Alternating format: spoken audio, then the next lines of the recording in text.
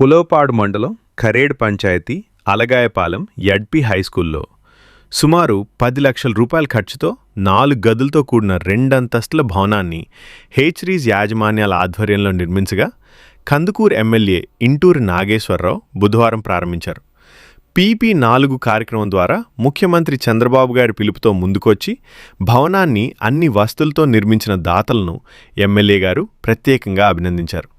ఈ ప్రాంతంలో వ్యాపారాలు చేసుకునేవారు స్థానిక ప్రజల అవసరాలు గమనించి ఆర్థికంగా తోడ్పాటు అందించడం పట్ల ఎమ్మెల్యే గారు మాట్లాడుతూ, తల్లికి వందనం పథకం ద్వారా రెండో విడతగా ఈరోజు రాష్ట్రంలో 67.50 లక్షల మంది విద్యార్థులకు 10,120 కోట్ల రూపాయలను తల్లుల ఖాతాలో జమ చేస్తున్నట్లు చెప్పారు.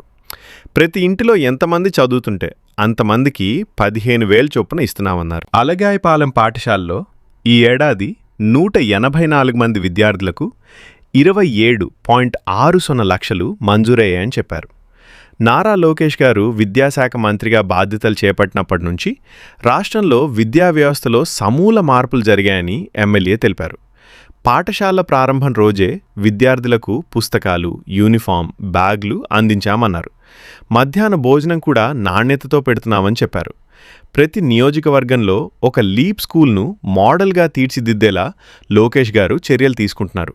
అలాగే మెగా పేరెంట్ టీచర్స్ మీటింగ్ ద్వారా పాఠశాలల్లో పెండింగ్ సమస్యలు, విద్యార్థుల విద్యా ప్రమాణాలు తెలుసుకోవడానికి అవకాశం ఉంటుందన్నారు. ముందు చూపున్న ముఖ్యమంత్రి చంద్రబాబు నారా లోకేష్ గారి అడుగుజాడల్లో నడవటం గర్వంగా ఉందని ఎమ్మెల్యే నాగేశ్వరరావు అన్నారు. ఉలవపాడు నుంచి అలగాయపాలెం వరకు నడుస్తున్న ఆర్టీసీ బస్సును విద్యార్థుల కోసం 2 కిలోమీటర్ల దూరంలోని అంకమ్మపాలెం వరకు పొడిగించాలని ఉపాధ్యాయులు ఎమ్మెల్యే గారికి విజ్ఞప్తి చేశారు.